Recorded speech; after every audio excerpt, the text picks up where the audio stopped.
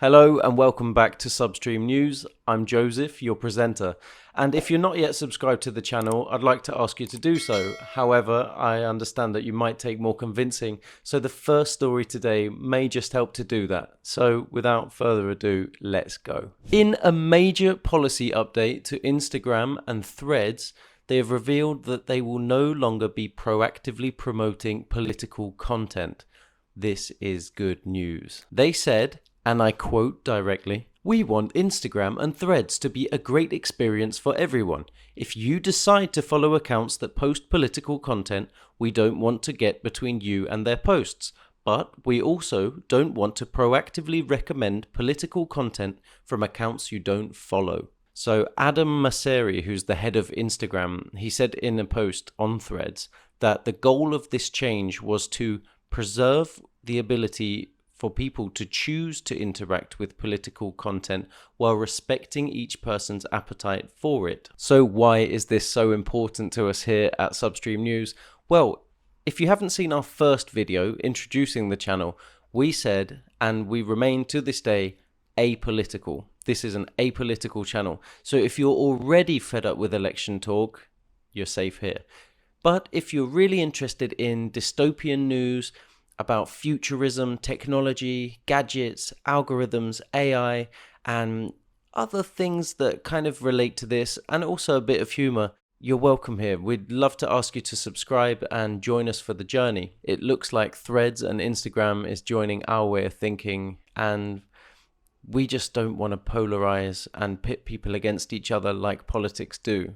We want this to be an inclusive channel for you to come and enjoy our content. And let's move on to the next story. Google has had the majority market share of search engine activity since 1999, and it's very hard after a quarter of a century to even imagine another company replacing them. But the rise of AI may have other ideas, and Google's dominant grip on this industry could soon come to an end. One company, Perplexity, seeks to change the status quo. So perhaps you need to ask yourself, do you believe an AI tool, search tool, could learn about you better than Google and provide you more relevant, specific, or useful or actionable results than Google? The answer could easily be yes. See, Google's quite censored. It's also search specific, and it's very heavily dominated by adverts. Perhaps a different approach could win. So this project, Perplexity, aims to be some cross between Google and ChatGPT. And I've put together a little fact file here for you. So Perplexity uses a diversity of sources like journals, reports, and social media discussions, as well as web search results. And it comes in a format like ChatGPT. It can understand video, audio, and images, improving its versatility. It's already valued at more than $500 million, and one of the early investors was Jeff Bezos, the owner of Amazon. The founders of Perplexity all worked in AI at OpenAI, which made ChatGPT, and Meta, which is Facebook's parent company. The user experience is described as being similar to, but better than, Google search. Now, there's a Copilot feature which you can turn on or off at will, and it will ask you follow-up questions to narrow down your search results and give you better, more specific answers. It's also free to use, but there is a pro version for image uploads, smarter AI, and more Copilot features, and that's $20 per month. Now, everything I've learned about Perplexity is quite impressive, and I did try it out, and I do really like it. It feels like an improvement on ChatGPT, but less for work and more for knowledge. So Jake Denton, he's a research associate at the Heritage Foundation's Tech Policy Center, which is nothing to do with Perplexity or Google, so I can see him as an impartial source. He said this: "Startups like Perplexity are taking a totally different approach, giving people unfiltered results without the usual big tech manipulation. Perplexity already outperforms browsers like Google in so many areas because they're focused on quality and accuracy, not this top-down censorship and control of information." Very interesting and worth looking into. But for now, let's move on to our next story. Chocolate lovers, look away now. or don't. If you're feeling brave enough, this is tough news to hear. But the all-time high price of cocoa has been reached, and it's a very large sum of $5,874 per ton, or 4,655 British pounds. So the price of cocoa has actually doubled in about a year, more or less doubled. So the costs are being passed on to us, and you may have already noticed that chocolate or chocolate cakes, candies, anything containing cocoa has already got more expensive, but that is set to increase. That will keep going up. But why? So Ghana and Ivory Coast, who are two of the world's biggest cocoa producers, have been suffering the effects of El Nino, a rare phenomenon in the weather system that is right now for them is causing extreme high temperatures and dry weather, and that's basically killed the crop. So there's a shortage of cocoa to go around. My question to you is, do you see chocolate becoming a scarce resource and more of a luxury in future? Because it looks like it's going that way.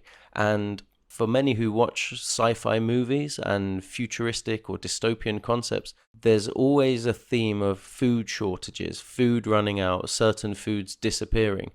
Now, if cocoa is susceptible to weather changing, that may be one of the first things to go. Something to bear thinking about. And moving on to our next story.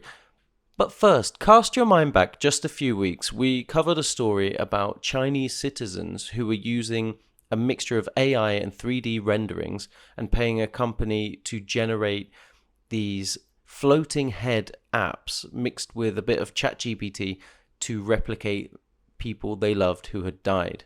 So it was for parents grieving their children or partners grieving their spouses.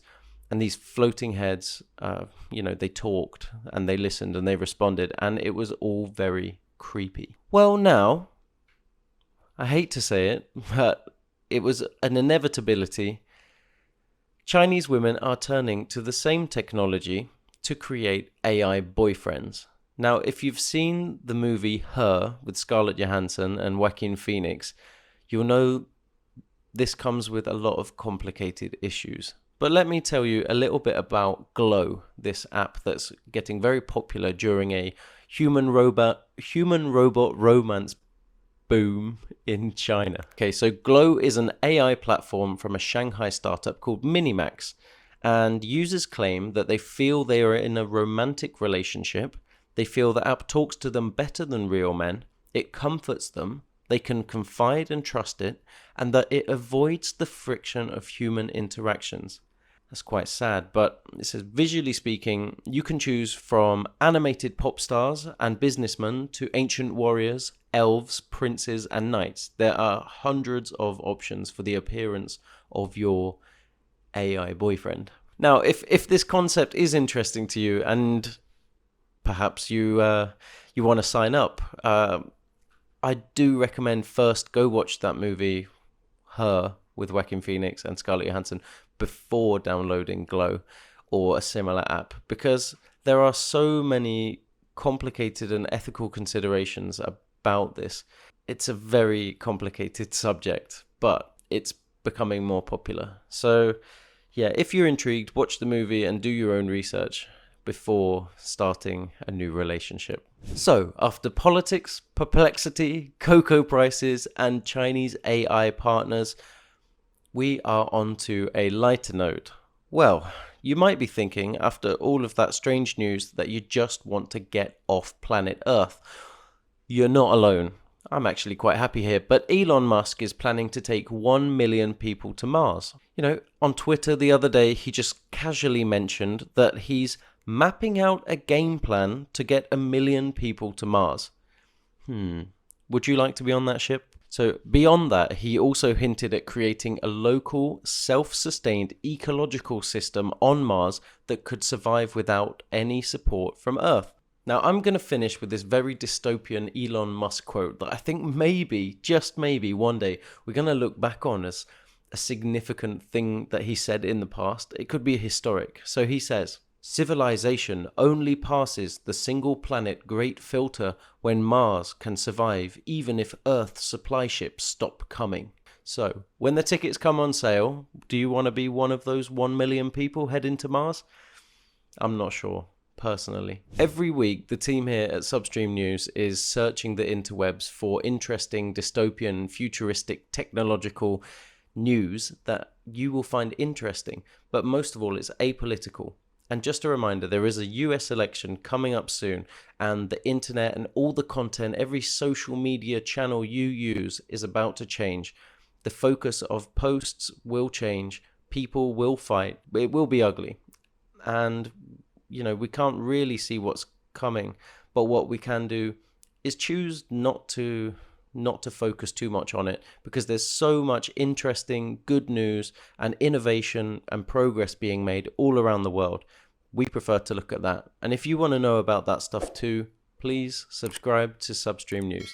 I'm Joseph, your presenter. Thank you for tuning in.